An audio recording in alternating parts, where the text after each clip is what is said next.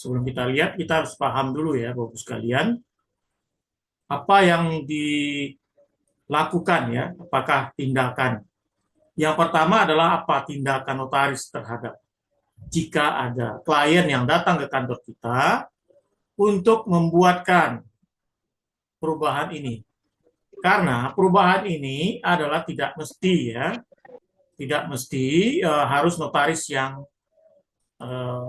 rekanan ya, bisa semuanya bisa bebas. Ya, beda dengan PT yang sudah go public persekutuan modal, PT yang sudah pasar modal, itu PT sudah ditentukan oleh OJK, Bapepam ya. Tapi kalau PT yang termasuk PT BPR ini, siapapun bebas bisa untuk mengadakan rapat umum dengan saham.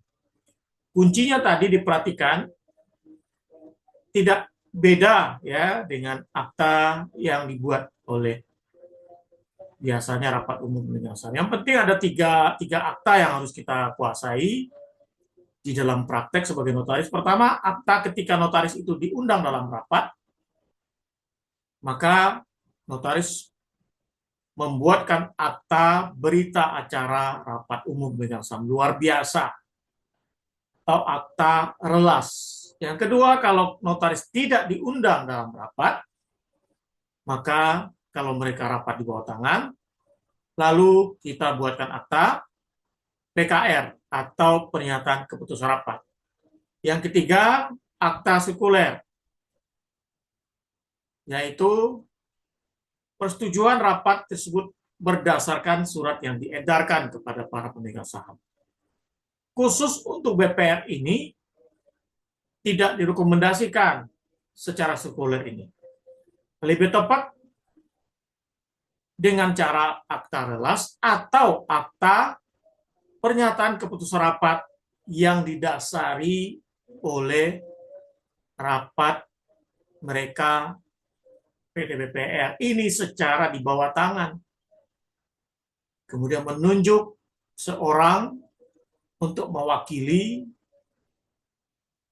PT BPR ini untuk menghadap ke notaris guna membuatkan akta pernyataan keputusan rapat PKR. Jadi diwakilkan. Cuma kita harus paham bagaimana format. Yang pertama dasar dulu yang harus kita pahami. Bicara tentang perubahan, tadi dikatakan ada dua perubahan dalam PT, yaitu perubahan anggaran dasar dan perubahan data. Yang termaktub ke dalam perubahan anggaran dasar itu adalah pertama, jika ada perubahan nama dan tempat kedudukan. Dalam kaitan ini berarti perubahan nama dari PT Bank Perkreditan Rakyat menjadi PT Bank Perekonomian Rakyat, maka termasuk ke dalam poin pertama perubahan anggaran dasar.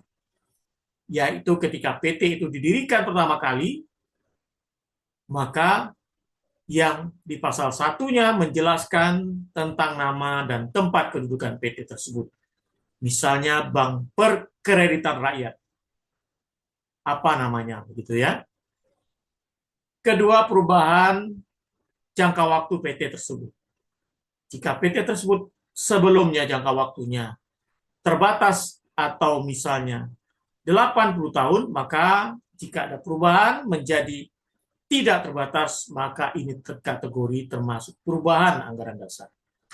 Yang ketiga, perubahan maksud dan tujuan. Jika PT ini sebelumnya bergerak dalam bidang usaha yang umum, misalnya menjadi PT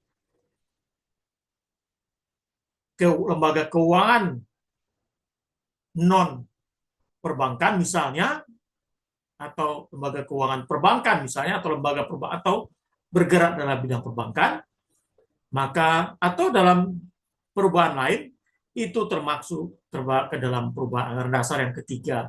Yang keempat, jika peningkatan modal dasar atau peningkatan modal ditempatkan dan atau modal disetor atau penurunan modal dasar. Ini juga termasuk kepada perubahan anggaran dasar yang disebutkan di pasal 8 ya. PP 8 2021. Pasal 21 PP 21 PP 8 2021 ya. Pasal 8 Undang-Undang 40 2007 ya. Nanti lihat lagi tentang perubahan-perubahan ini.